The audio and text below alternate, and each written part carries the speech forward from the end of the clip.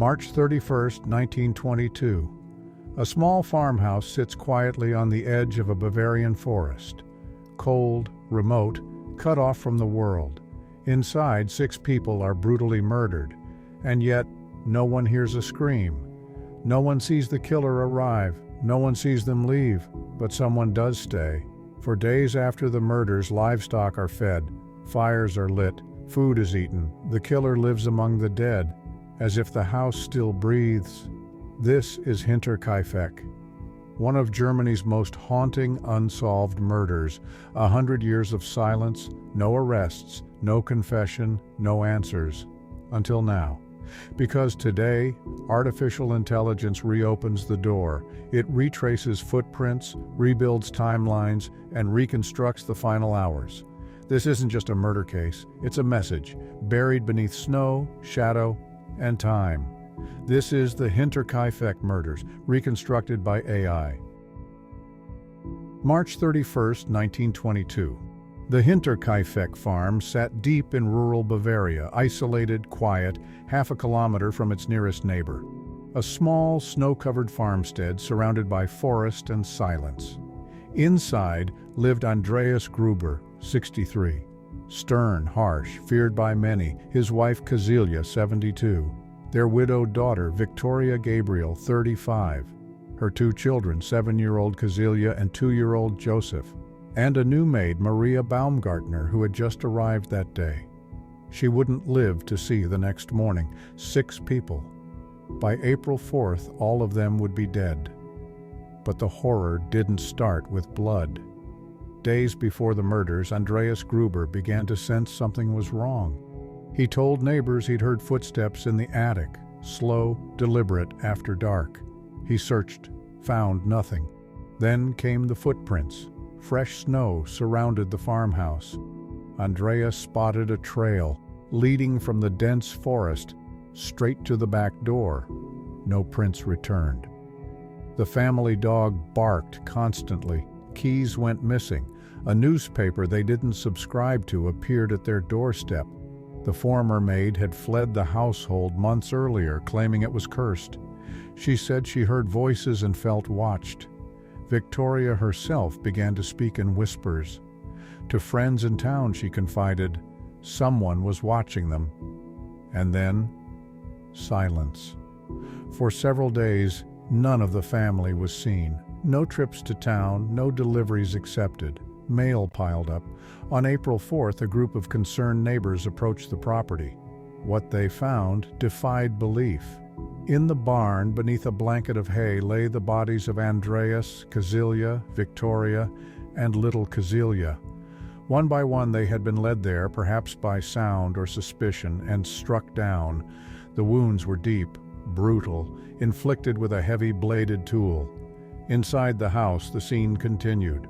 Maria, the maid, was murdered in her bed, still in her clothes, as if she hadn't had time to settle in, and Joseph, barely 2 years old, lay lifeless in his crib, his tiny skull crushed.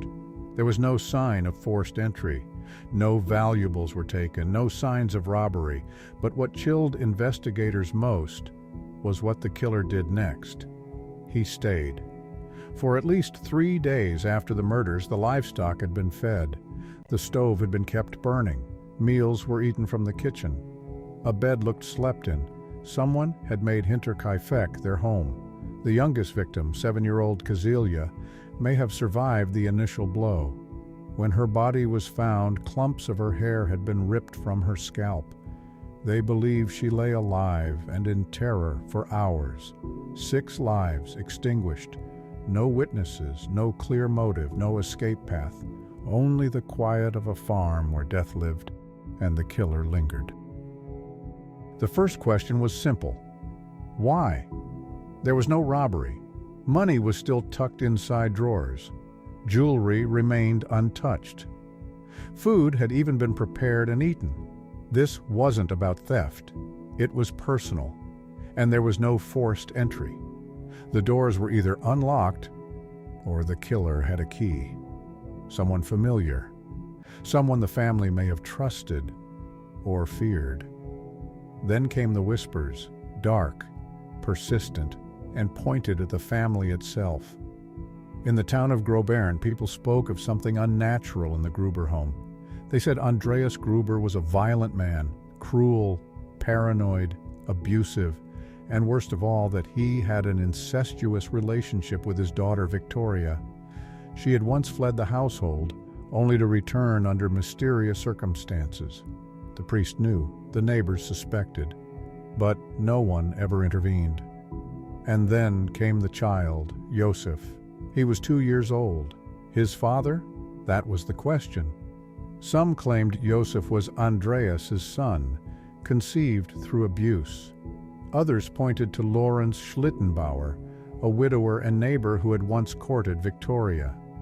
Lorenz had even publicly claimed Josef was his child, and on April 4th, when the bodies were discovered, it was Lorenz who entered the home first. Before anyone else. Before police. He walked through the rooms alone. He unlocked doors others said were still sealed. He found bodies without hesitation, and according to witnesses, he seemed strangely composed. Too composed. Police questioned him. They noted inconsistencies in his story. How he knew the layout of the house, how he seemed unsurprised by the horror. But no evidence tied him to the murders, no blood, no weapon, no motive that would hold in court. And in 1922, there was something else missing. Forensics. The crime scene had been destroyed, trampled by neighbors, journalists, even police officers without training. No one preserved the layout. No fingerprints were lifted. The bodies were moved before they were photographed. Over the decades, investigators interviewed more than 100 people. Drifters, laborers, family enemies, political radicals. Theories came and went, occult rituals, revenge killings, a mad vagrant with no past, but none of it led anywhere. Then in 2007, German police reopened the case as a historical exercise. They studied the old files, the contradictions, the missed opportunities, and in the final report they wrote, "This case is technically solvable, if only the killer were still alive. But he isn't, at least not in flesh, only in patterns, in movements, in choices made and steps taken that AI can now follow." A century of questions, no answers. But now, artificial intelligence begins where human investigators stopped. First, the footprints. Using snow depth records, regional weather data from March 1922, and topographic mapping of the forest trail, AI recreated the exact terrain surrounding the farm. One trail emerged, clear and chilling. A single set of footprints approached the farmhouse from the woods. None returned. The killer came on foot and never left, at least not the same way. Inside the barn, AI recreated the acoustics using three-dimensional spatial mapping. Sound dispersion, echo profiles, and barn layout simulations confirmed. The killer likely lured each victim individually. Andreas first, perhaps alerted by a noise among the animals, then his wife, then Victoria, finally, little Kazilia. Each pulled from the house, each struck down, one by one. There were no defensive wounds, no signs of a struggle, only precision and patience. Next came the timeline. By analyzing candle burn lengths, livestock metabolism rates, stove heat loss, and weather reports, AI determined the murders likely occurred between 9 p.m. and 1 a.m., a narrow window. Then the profile began to take shape. AI fed the crime scene details, stacked bodies, covered faces, fed animals, warmed stove, into a behavioral modeling engine. The result? A suspect with obsessive-compulsive tendencies, someone emotionally familiar with the victims, someone who couldn't just kill. They had to clean, maintain, control. The killer stayed, at least 3 nights, maintaining the household, feeding animals, tending the fire, sleeping, not fleeing, but living with what they'd done. Next, AI returned to the most controversial figure in the case, Lorenz Schlittenbauer. Using movement tracking, AI reconstructed his actions on April 4, 1922, the day the bodies were found.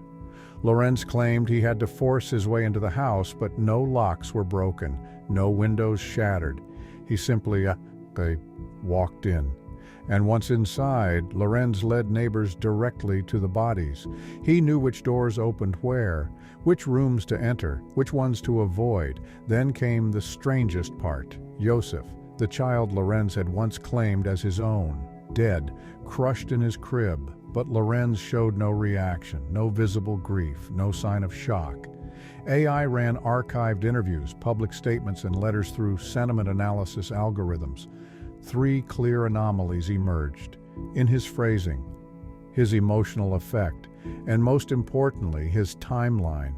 Statements about when he last saw Victoria, when he claimed to have left his home, and when he claimed to have arrived at Hinterkaifeck, they didn't line up. Finally, AI turned to the murder weapon. Wound pattern modeling and skull fracture simulations were run through a forensic match engine. The results were precise. The weapon wasn't random, it was agricultural. Heavy, angular, most likely a mattock, a farming tool used to dig soil and cut roots. And in 1935, 13 years after the murders, a blood-stained mattock was discovered in a storage room during renovations at the Hinterkaifeck farm. It had never been tested, never officially linked to the crime, and now it's gone. But the digital reconstruction is clear. The killer didn't bring the weapon. He found it on site, used what he knew, and made sure it disappeared. One set of footprints, no sign of escape. A tool from the farm, a man who knew the home and the family, and a final pattern that AI could no longer ignore. After a century of silence, a picture begins to form. AI was asked to reconstruct the most probable sequence of events, based on physical evidence, behavior modeling, and forensic probability. Here is what it revealed. The killer was not a stranger. He knew the family, knew the house, and more than anything, knew how to wait. He likely spent days watching the farm from the edge of the woods, studying routines, counting footsteps, waiting for the right moment.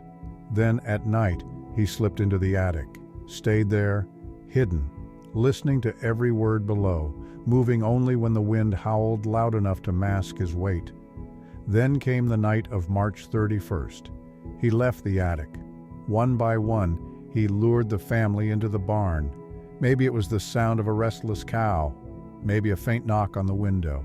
Andreas went first, the patriarch and the greatest threat, then his wife, then Victoria, and finally, 7-year-old Kazilia, each murdered in silence, each body stacked with care. Then the killer entered the home. Maria, the new maid, had barely unpacked. She died in her bed, and Joseph, too young to cry out, too small to fight back. But the killer didn't flee. He stayed. He cleaned. He ate. He fed the livestock. He burned something in the stove, perhaps documents, perhaps bloody clothing. He slept 3 days, 3 days living in a house full of death, not as a fugitive, but as if it were his home. And then when he was ready, he left. No witnesses, no trail. No one saw him come, and no one saw him go. Only the cold and the snow, and a single line of footprints, walking in, none walking out. The Hinterkaifeck farmhouse was torn down in 1923. No memorial, no plaque, no names carved in stone, only fields, snow, and silence. For 100 years the truth lay buried under gossip, fear, and the weight of what no one dared speak aloud. But now, a machine has listened. It traced footprints that vanished, voices no one recorded, timelines no one could piece together. It didn't bring justice, but it brought something else: shape, context, a possible truth. Not a confession, but a pattern. And maybe, just maybe, that's enough to make the silence echo. This was the Hinterkaifeck Murders, reconstructed by artificial intelligence. Subscribe to AI detective files, cold cases, digital forensics, the truth remembered by machines.